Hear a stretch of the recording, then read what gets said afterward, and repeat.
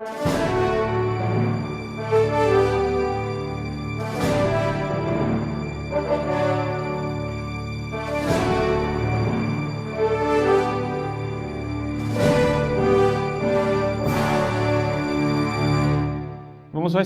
falar de forma mais específica hoje da teologia e da igreja.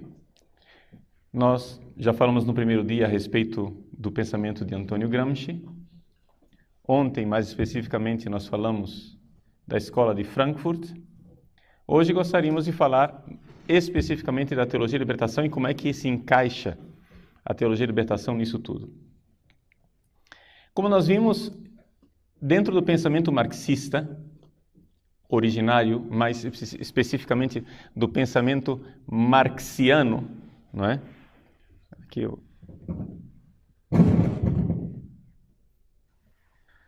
do pensamento marxiano,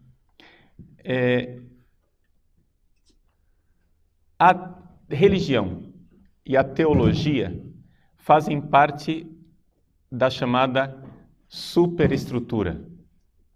Ou seja, é algo que não faz parte da infraestrutura da história. A história, para Marx, ela se move a partir da economia, não é? Então, a economia é que realmente seria o motor da história. Toda a história se move a partir de interesses econômicos. E a luta de classes se dá a partir disto. Portanto, a religião seria um fenômeno patológico, periférico, não importante.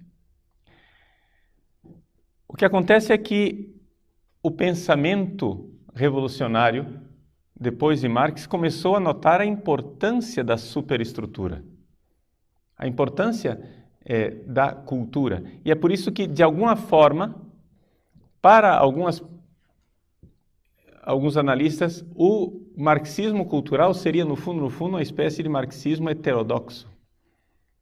Por quê? Porque dá excessiva importância para a cultura, quando para Marx o importante era o econômico. Vejam, eu acho que, isso aqui já é minha opinião, cuidado quando eu dou as minhas opiniões, né? Então, eu sempre brinco com os meus alunos, eu digo, atenção, cuidado, é minha opinião. Né? Então, não se trata nada de muito seguro. Na minha opinião, eu acho que ficarmos debatendo se o pensamento mais originário de Marx seria a importância da infraestrutura ou a importância da superestrutura é, na verdade, um debate inútil, porque na realidade, para Marx não existe uma verdade. E para os marxistas não existe uma verdade. O que existe é uma praxis. Portanto, o que existe é uma irracionalidade que é o substrato de tudo, não é? Ou como um pensador marxista grego que militou na França, Cornelius Castoriadis. Castoriadis trata toda esta realidade como sendo um magma, ou seja, é um vulcão, é uma força que está lá debaixo da terra, não é? Uma espécie de magma vulcânico. E esta irracionalidade é que é o verdadeiro motor da história. Essa realidade irracional. De tal forma que a tentativa de teorizarmos tudo isso e controlarmos o pensamento marxista revolucionário dentro de uma teoria coerente, lógica e consequente, seria, no fundo, algo contraditório em si mesmo. Existe uma irracionalidade que é o fundamento de tudo na história, e então a racionalidade teria como fundamento a irracionalidade. Portanto, cobrar coerência lógica é ainda estarmos dentro dos parâmetros racionais aristotélicos, dentro dos parâmetros racionais de uma lógica que, para Marx, seria fundamentalmente uma lógica burguesa. Então, enfim, como entra a religião nisso tudo? A religião foi considerada originalmente por Marx como ópio do povo. Depois, pelo stalinismo, leninismo, se tentou abolir a religião. Mas a escola de Frankfurt, juntamente com Antônio Gramsci, ou o contrário, Antônio Gramsci juntamente com a escola de Frankfurt, descobriram que, fundamentalmente, cultura é exteriorização. Na realidade, a religião seria a cultura, segundo a escola de Frankfurt, a cultura na realidade é religião exteriorizada. Ou seja, de alguma forma, a visão, todos nós temos uma visão religiosa do mundo. E a cultura seria a exteriorização desta visão de mundo. Ou seja, o homem produz cultura porque o homem fundamentalmente é religioso. Agora, a pergunta é se esta religião, não é, é uma religião verdadeira ou uma religião alienante. Aqui é que entra, digamos, a abordagem da teologia da libertação. O que seria a teologia da libertação? A teologia da libertação é a imanentização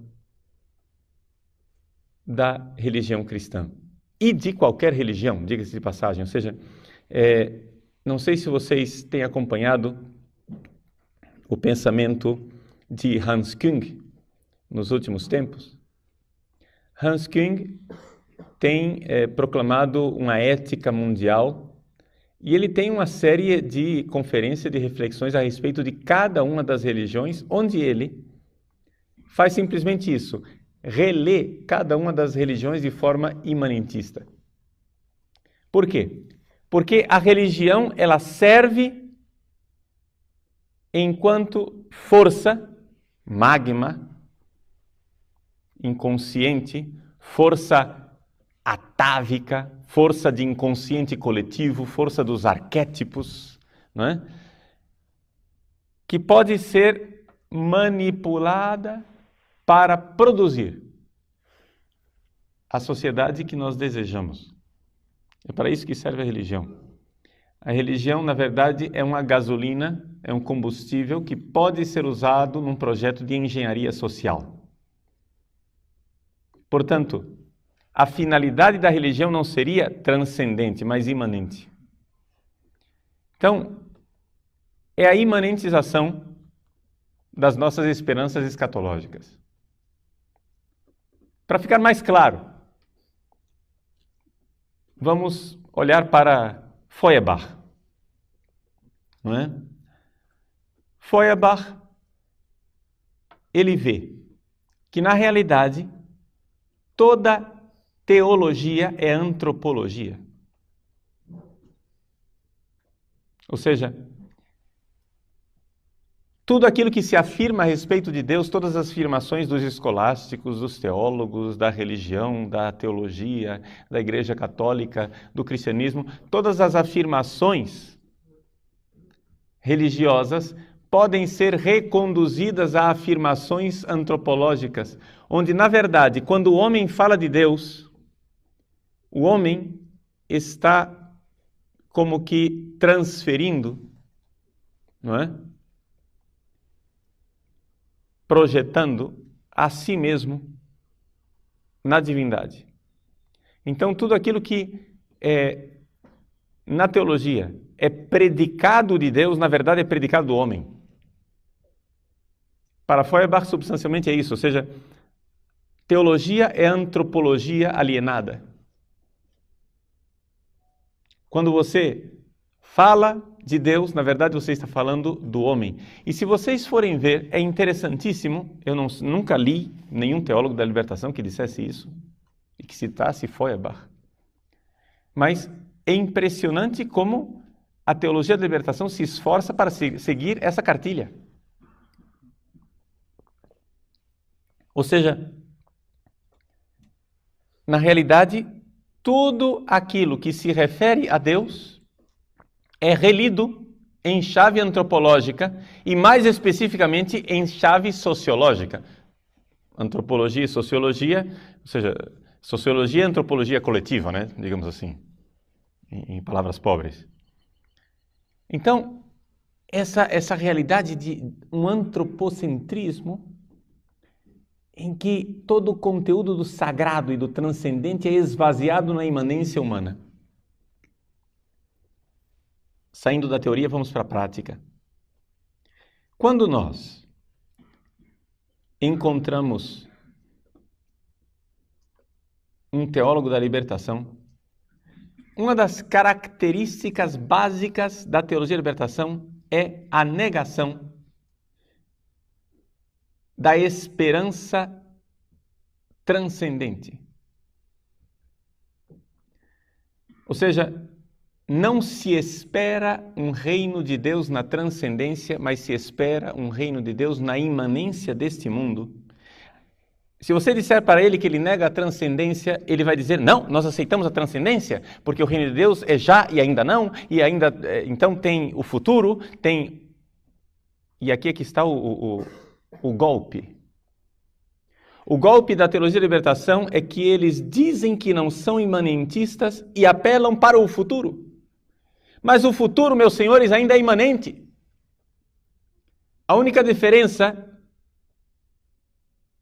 que existe entre o agora e o futuro é simplesmente que o futuro é o agora de amanhã. Ou seja, estamos ainda nesse mundo. Ainda é o velho céu e a velha terra. Então,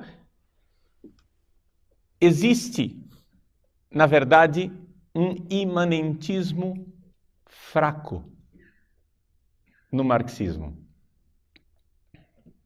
Vamos esclarecer isso.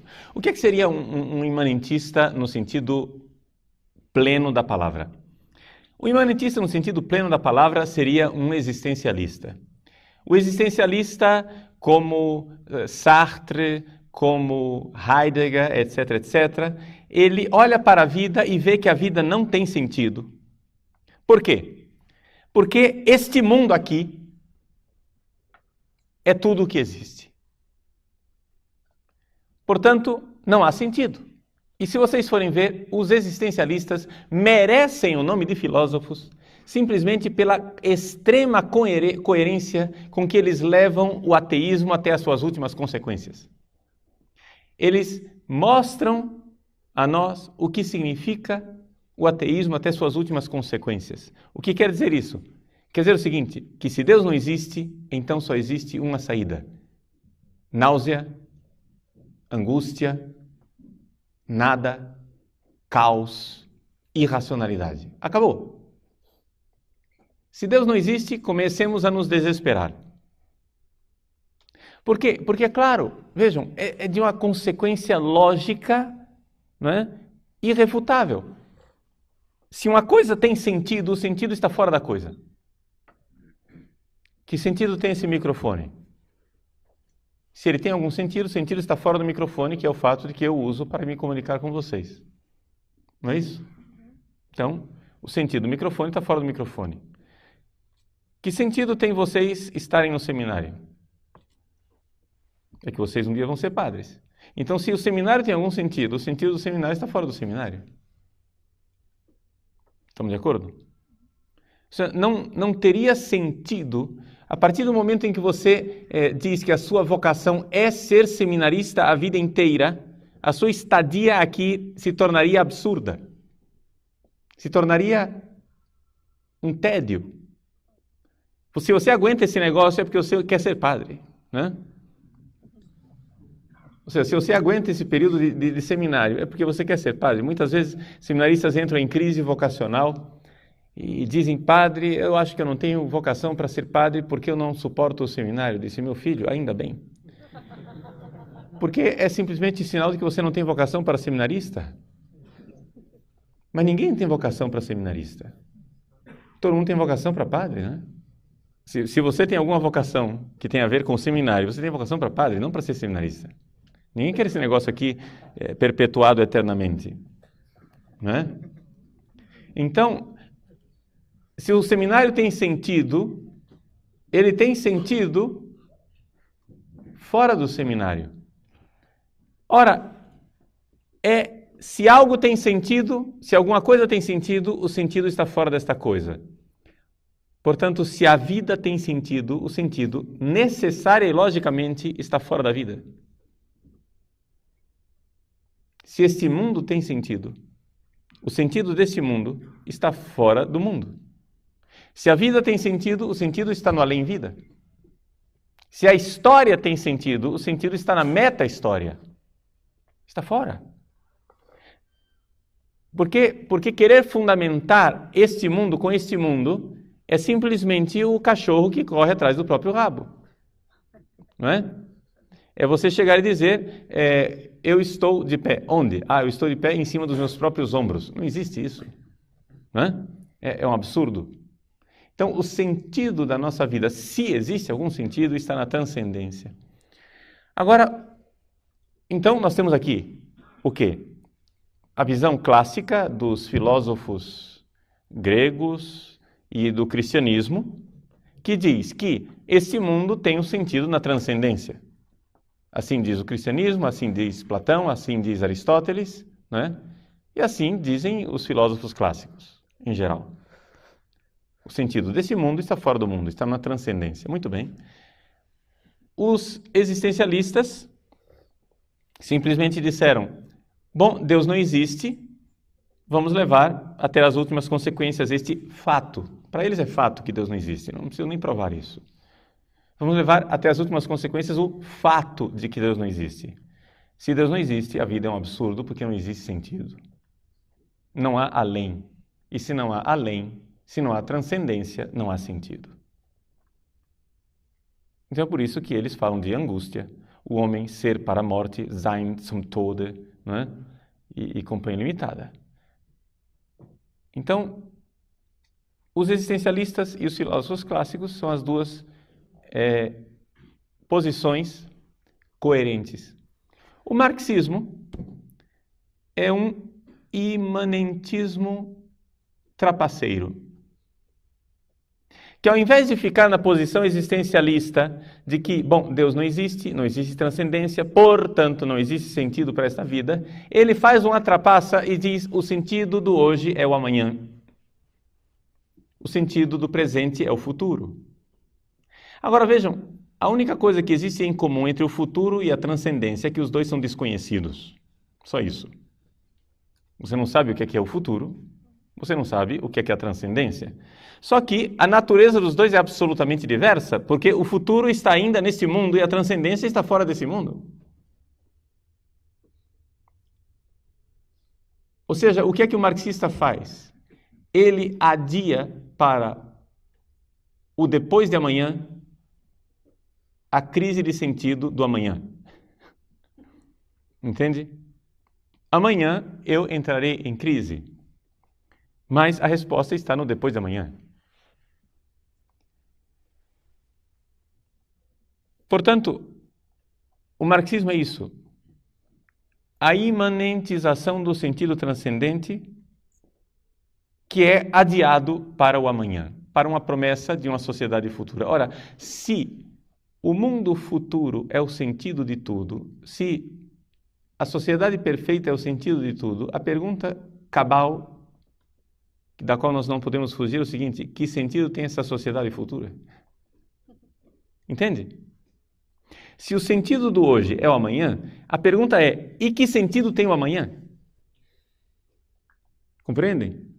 Porque a busca de sentido continuará se a história continuar. Só existe uma forma de frear esta busca de sentido, que é falar de uma meta-história, de uma realidade que transcende essa história, que dela é fundamento, mas que ao mesmo tempo é transcendente. Então, a teologia da libertação, ela é a aplicação religiosa deste, digamos assim, dogma marxista. Qual é o sentido da igreja hoje? O sentido da igreja hoje é uma igreja do amanhã. E essa igreja do amanhã recebe um apelido, Reino de Deus. Ora, para nós, o sentido da igreja hoje é o reino dos céus. Compreende? Não é um reino do amanhã, é um reino dos céus. Ou seja, quando se manifestar o reino de Deus, o reino de Deus não irá simplesmente elevar, não é?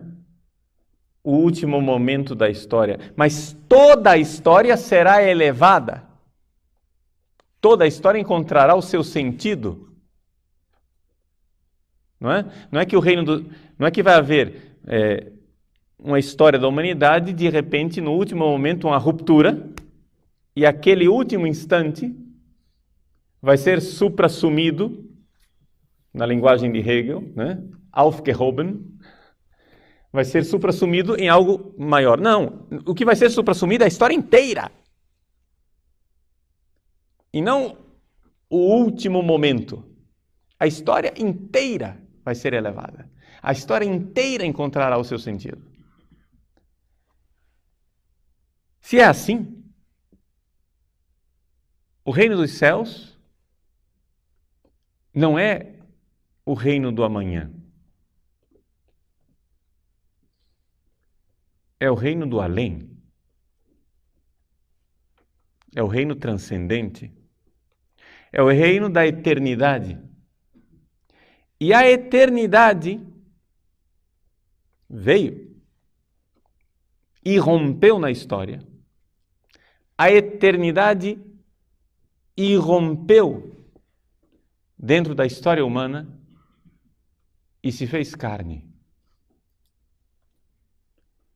Aqui nós temos o paradoxo do cristianismo,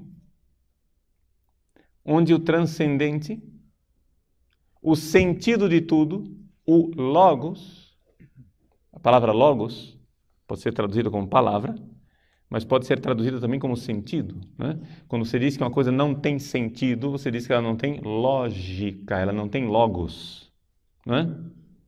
Isso não tem lógica, não tem sentido, não tem logos. Muito bem. O paradoxo do cristianismo é que o logos, o sentido de tudo, que por definição para os gregos era algo transcendente, inalcançável e inatingível, o logos transcendente se fez imanente, se encarnou e veio aqui na história. Esse é o que é paradoxo cristão. E por que ele veio e visitou a história, o logos cristão tornou-se, não é? Porque ele armou sua tenda entre nós, ele tornou-se alcançável, tangível. Aquilo que não era inatingível tornou-se aqui. Então, aqui nós temos um paradoxo, e aqui o esforço teológico é a tentativa, porque todo esforço teológico é sempre bastante limitado. O esforço teológico é a tentativa de explicar como isto, que é aparentemente contraditório, na verdade é profundamente lógico, é de uma lógica que transcende a nossa capacidade de pensar, mas que a gente consegue enxergar algo, não é? Ou seja, o cristianismo tem desde o início, um compromisso com a racionalidade, que é a teologia. A teologia é um fenômeno eminentemente cristão. Nós não podemos falar exatamente de teologia fora do cristianismo, né? As religiões pagãs não têm exatamente teologia.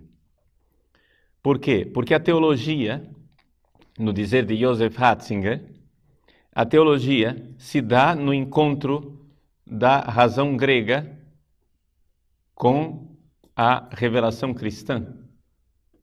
Então, é fides querens intellectum, ou seja, é uma fé, é a revelação, aceita pela fé, que porém procura a intelecção, procura o fato de que isto que me foi revelado pela fé não contradiz a minha racionalidade, mas ao contrário, aperfeiçoa a minha racionalidade. O que não quer dizer que a minha razão consiga manipular a verdade. A verdade é sempre superior a nós. A verdade é sempre algo muito maior do que a razão humana. Embora a verdade seja perfeitamente racional, mas de uma racionalidade superior à nossa, que não contradiz nossa racionalidade, mas que a aperfeiçoa. Vejam, por que eu estou dizendo tudo isso? Eu estou dizendo isso porque vocês compreendem que se a teologia é, por si mesma, uma tentativa racional de reflexão, é um compromisso da razão que tenta conciliar os paradoxos e as aparentes contradições da fé, é evidente que não pode haver teologia se você não crê que existe uma verdade, se você acha que é tudo irracionalidade, se você, como os marxistas, acha que não existe uma verdade, é tudo irracionalidade, e que a razão nasce enquanto uma reflexão postiça, sobreposta ao magma irracional que reina, então isso não é exatamente teologia. O que eles têm é ideologia. Ou seja, não há teologia da libertação. O que existe é ideologia da libertação. Ou seja, a ideologia é, por sua própria definição, uma série de ideias e de reflexões para justificar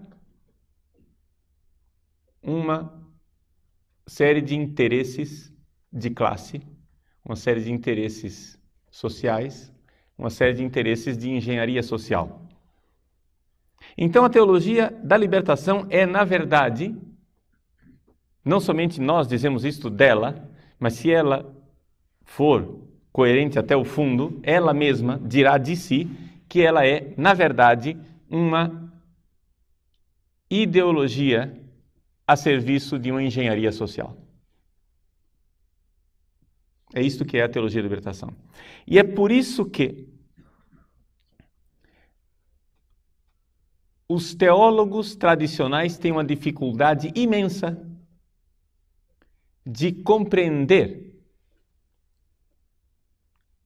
a forma de pensar de um teólogo da libertação. Por quê? Nós que fomos formados numa lógica escolástica, aristotélico, tomista, etc., etc., ficamos toda hora indignados e acusando os marxistas de incoerência. Mas isso é incoerência lógica, isso é uma falácia. O silogismo não decorre, as premissas estão mal fundamentadas, etc., etc. E a gente fica colocando a coisa dentro da nossa lógica. Mas o problema é o seguinte, a lógica que eles seguem não é esta. A coisa é outra. Quando Antônio Gramsci, nos seus cadernos do cárcere, se pôs a estudar Maquiavel, ele estava expressando exatamente aquilo que é a lógica revolucionária. A lógica revolucionária é o seguinte: bom é aquilo que ajuda a revolução, mal é aquilo que atrapalha a revolução. É simples.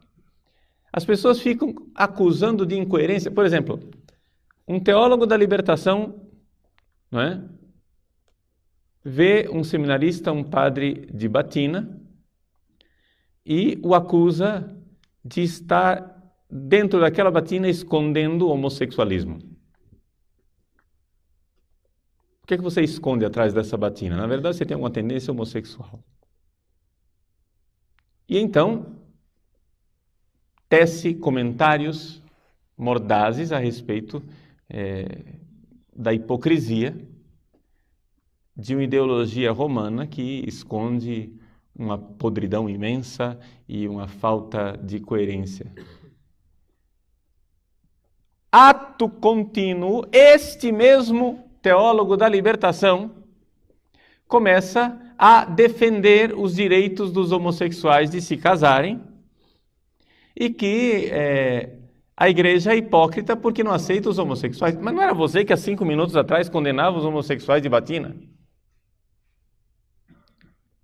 Você há 5 minutos atrás fez uma catilinária contra os homossexuais de batina hipócritas e agora você está tecendo loas, né, e louvaminhas aos direitos dos homossexuais e ao orgulho gay. Mas que incoerência!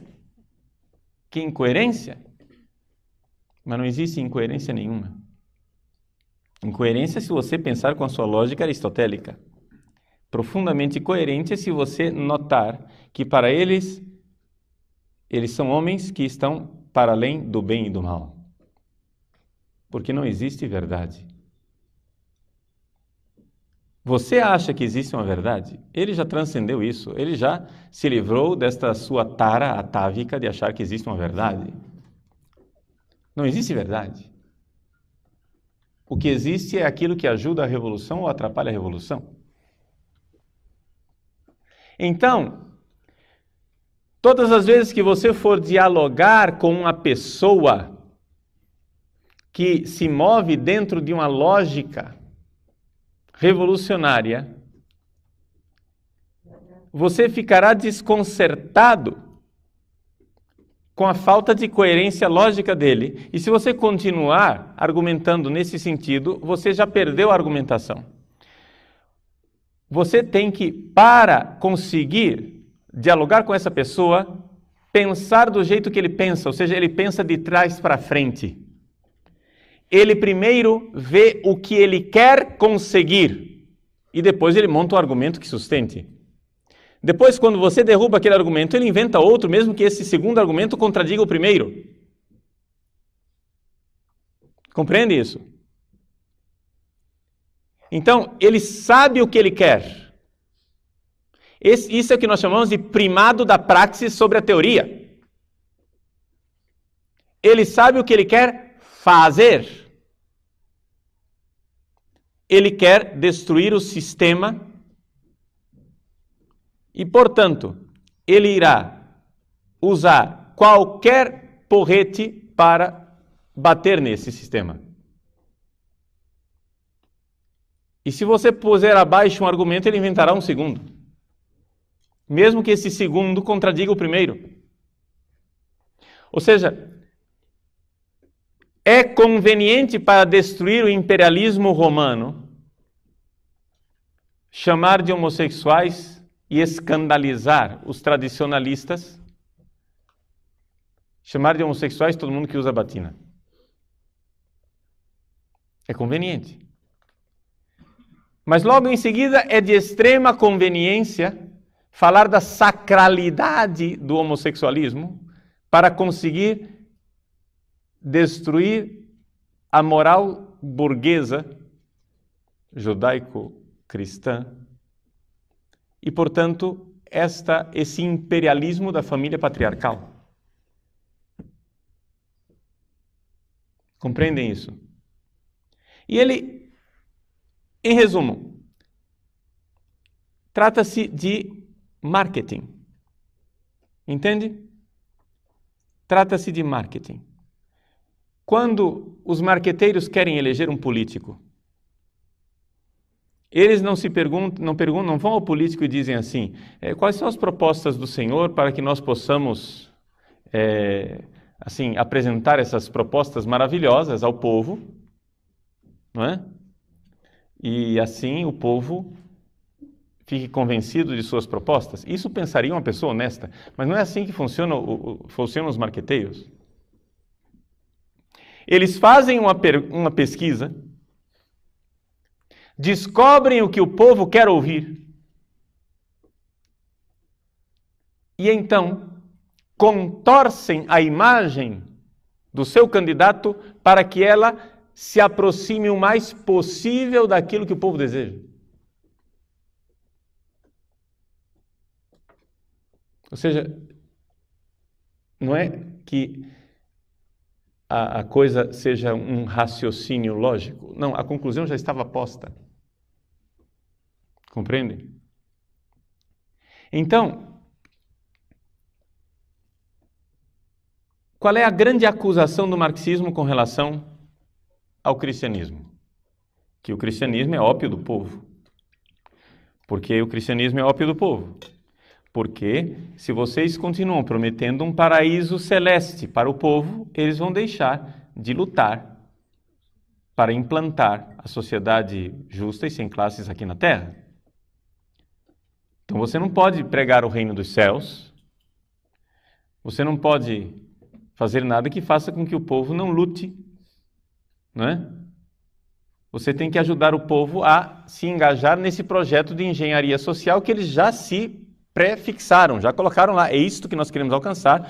Nós iremos abastardar a religião, metamorfoseá-la quantas vezes for necessário para fazer com que se chegue lá. Então, se antigamente o argumento do pobre funcionava, ótimo. Hoje é o argumento da ecologia, é o argumento do feminismo, é o argumento dos direitos gays, é o argumento do que for. O argumento irá mudar. Onde eles querem chegar é que está fixo. Portanto, é um primado da praxis, eles querem chegar lá, eles irão se contradizer o quanto for necessário para chegar lá. É por isso que não existe nenhuma dificuldade em teólogos da libertação que há 20 anos atrás estavam com anel de tucum e túnicas afro com seus gorrinhos, hoje estarem usando batinas sobre peliz de renda e barrete. Se for necessário para conseguir a revolução usar batinas sobre peliz de barrete, eles usarão. Eles usarão.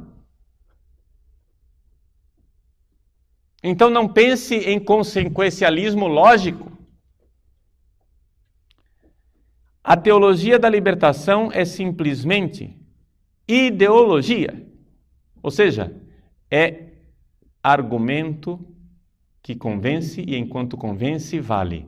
Se não convence, eles descartam, jogam na lata de lixo da história e pegam um segundo argumento.